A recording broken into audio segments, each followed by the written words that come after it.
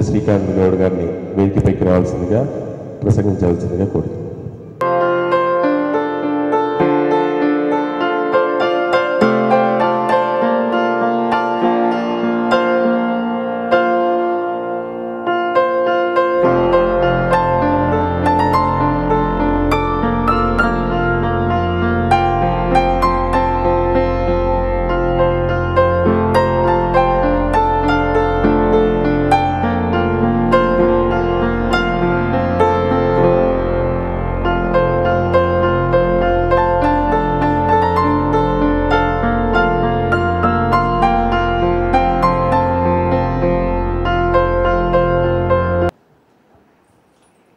సభకు నమస్కారం. సభకు విచ్చేసినటువంటి పెద్దలు మాజీ ఎమ్మెల్సీ రాములు నాయక్ గారికి మరియు పల్లె రవి గౌడ్ గారికి, దేవరకద్ర ప్రదీప్ గౌడ్ గారికి, శంబుల శ్రీకాంత్ గౌడ్ గారికి, ఉస్మానియా బిడ్డ రవణ గారికి, యువజన కాంగ్రెస్ జాతీయ ప్రధాన కార్యదర్శి అనిల్ కుమార్ యాదవ్ గారికి, నగర ఎస్సీ విభాగం అధ్యక్షులు రమేష్ అన్న గారికి, ఈ సభను ఇంత గొప్పగా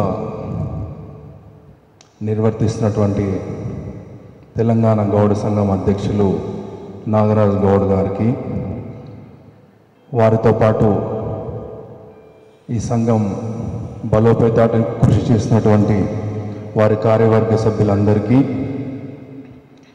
అభినందనలు తెలియజేస్తూ,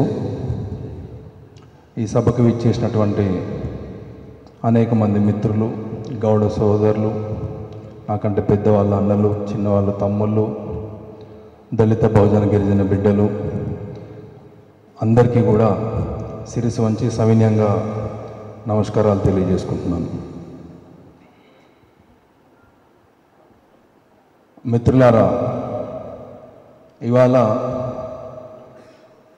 సర్దార్ సర్వాయి పాపన్న గారి జయంతి ఉత్సవాల సందర్భంగా ఇది ఒక విశిష్టమైన రోజుగా యావత్ తెలంగాణలో అనేక సంబరాలు జరుగుతుంటున్న సందర్భంలో ఇవాళ మనందరం ఒక విషయాన్ని గుర్తు తెచ్చుకోవాలి.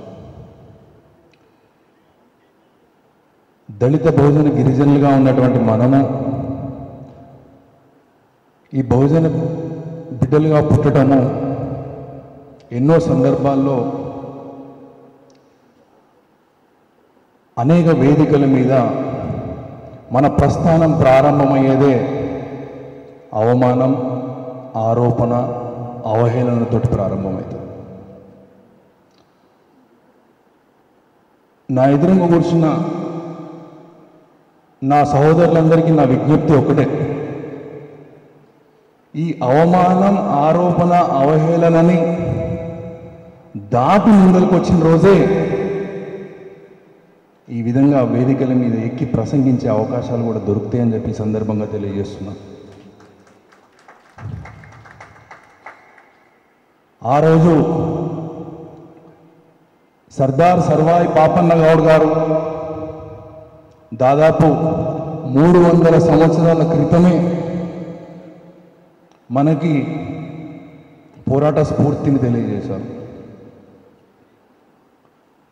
వారు ఆ రోజు ఇవాళ మాట్లాడుకుంటున్నట్టు అప్పుడు క్యాపిటలిజం లేదు, భూస్వాములు లేరు, ఈ వ్యవస్థలు ఏమీ లేవు. అయినా సరే కేవలం పోరాడాలన్న ఒకే ఒక స్ఫూర్తితోటి వారు ఆ రోజు సాహసోపేతమైన నిర్ణయం తీసుకోవడం వల్ల ఇవాళ చరిత్రలో నిలిచిపోయారు. వారి జయంతి సందర్భంగా ఇవాళ మనం అందరం ఉత్సవాలు జరుపుకుంటున్న విషయాన్ని మరొకసారి మీ అందరికీ గుర్తు చేస్తూ సుదీర్ఘమైన ప్రసంగంలోకి నేను పోను. పెద్దలు చెరుకు సుధాకర్ గౌడ్ గారు, పల్లె రవి గౌడ్ గారు, నాకంటే ముందు ప్రసంగించినటువంటి అనేక మంది పెద్దలు ఈ రోజు యొక్క విశిష్టతను చాలా గొప్పగా వివరించిండ్రు. నేను నా ఎదురుగా కూర్చున్న మిత్రులందరికీ ఒకే ఒక విషయాన్ని విజ్ఞప్తి చేస్తున్నా. బహుజన బిడ్డలంటేనే ఆత్మగౌరవం. ఆత్మగౌరవాన్ని కాపాడుకుంటూనే పోరాడదాము, ఉద్యమాలు చేద్దాము, యుద్ధం చేద్దాము. దేనికోసం చేద్దామంటే రాజ్యాధికారం కోసం చేద్దాము. ఈ కుర్చీలు ఇచ్చే పంచాయతీ వదిలేసి దాన్ని దాటి ఒక అడుగు ముందుకు వేసిన రోజే బహుజన రాజ్యం నిర్మించబడుతుంది, రాజ్యాధికారం చేతికి వస్తుంది అని చెప్పి ఈ సందర్భంగా తెలియజేసుకుంటూ మరొకసారి ఈ కార్యక్రమాన్ని ఇంత గొప్పగా ఏర్పాటు చేసినటువంటి మిత్రులు, నాకు విద్యార్థి రాజకీయాలు అప్పటి నుంచే సుపరిచితులు నాగరాజు గౌడ్ గారికి మరొకసారి కృతజ్ఞతలు తెలియజేసుకుంటూ వారి కార్యవర్గ సభ్యులందరికీ కూడా మరొకసారి అభినందనలు తెలియజేసుకుంటూ ముగిస్తున్నాను. Thank you very much. జై హింద్, జై కాంగ్రెస్.